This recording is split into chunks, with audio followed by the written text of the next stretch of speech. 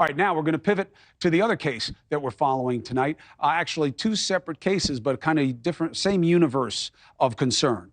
Moms that turned monster. All right, horrible crimes against their own kids. First, Lori Vallow really checks this box. Okay, convicted murderer. All right, cult affiliations. Remember this whole story? She fell in love with the other guy, and he's kind of the cult leader, and all of a sudden her kids are dead and buried in his backyard. She's now filed an appeal.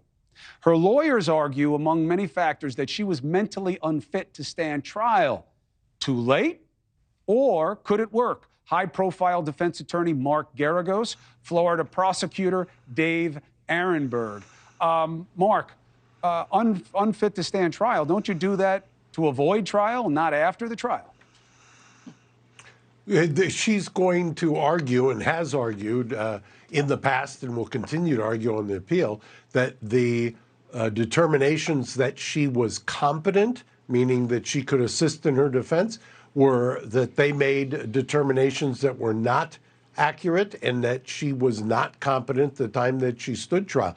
I actually think of all the arguments, that's the one that's neck and neck with the prosecutorial misconduct in the opening and closings that has got the most legs on appeal. But as most people will tell you, and I'm sure Dave will remind you, somewhere between 92 and 99% of all appeals are rejected. So you're living in a very narrow niche when you're going up on appeal, especially in a case like this. People weigh your opinion heavily, though, Mark, and not just because you have much better facial hair than I'm trying to grow, but the idea of prosecutorial misconduct in openings and closings, put some meat on the bones of that, because if people are avid, crime watchers, you get a lot of latitude in both of those phases of trial. So what do you believe they did that may come close to being an appealable claim?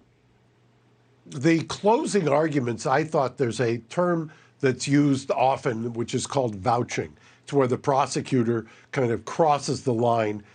You're given wide latitude in closings to argue, but it has to be based on the evidence. You cannot transgress, so to speak, and go across the line in the kinds of personal attacks that you make, or involving yourself personally by saying, A, B, or C, and it's not based on the facts, or it's outside of the facts and the evidence. Are you impressed by the Vallow appeal? That the findings that she was not competent to assist in her own defense were faulty, so now she should get a new trial?